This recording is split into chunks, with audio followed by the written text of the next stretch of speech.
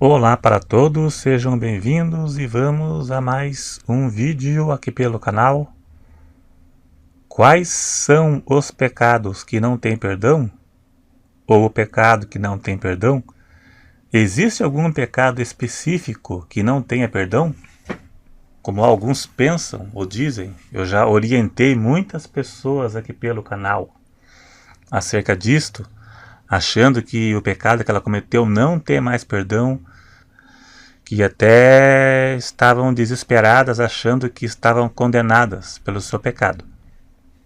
Muitas pessoas, se você falar para ela, Deus perdoa todo tipo de pecado, então algumas vão dizer, menos blasfêmia contra o Espírito Santo. Muitos já disseram isto. Daí eu pergunto, e qual é o pecado que se caracteriza sem perdão? Qual é o pecado que se caracteriza blasfêmia contra o Espírito Santo, a ponto de não ter mais perdão? Não tem resposta bíblica para isto. Alguns dizem que é fornicação e outros dizem que é adultério. Mas lugar nenhum da Bíblia diz que adultério e fornicação não tem perdão. Alguns já me disseram isto aqui pelo canal, que adultério ou fornicação não tem perdão.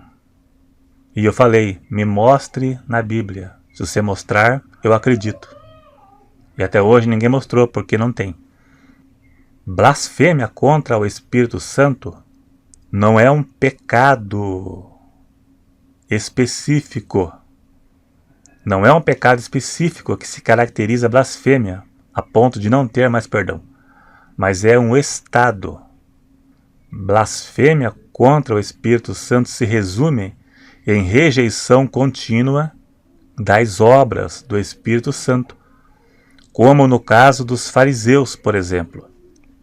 Os fariseus atribuíram uma obra do Espírito Santo a Satanás, de forma consciente e abusiva, associada e relacionada com a religião, com a religiosidade. Mas veja bem, os fariseus perseguiram a Jesus desde o princípio. Jesus ressuscitava mortos, fazia cego enxergar, mudo falar, surdo ouvir. Jesus ressuscitou Lázaro e eles quiseram matar Jesus. Então hoje não acontece milagres nessa proporção e Jesus também não está mais aqui. Já é um caso mais complicado, mais difícil de acontecer. No caso de Hebreus 6, verso 3 e 4, lá fala da apostasia. Não é qualquer pessoa que se enquadra, não é um religioso qualquer.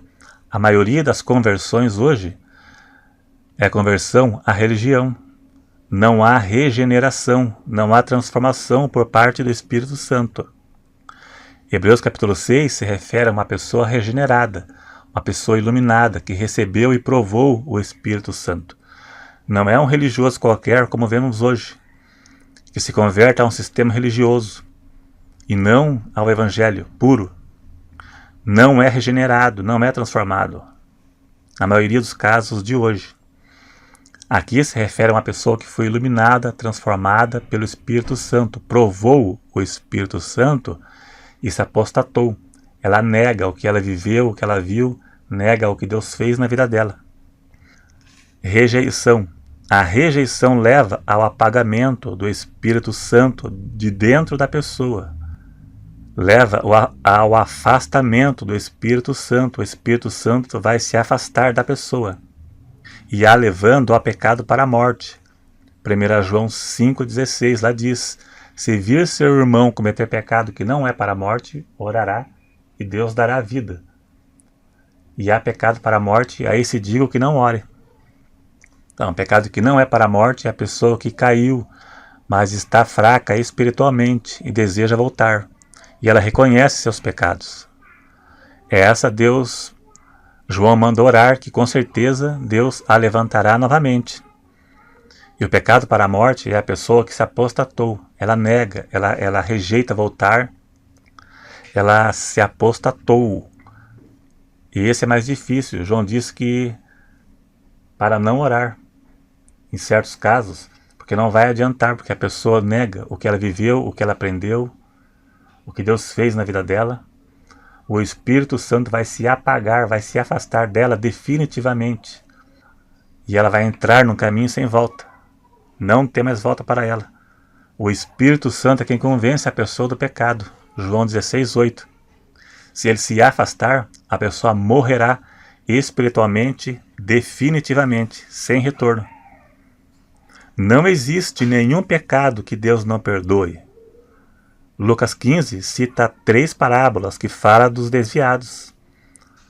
As 100 ovelhas, as dracmas perdidas e o filho pródigo.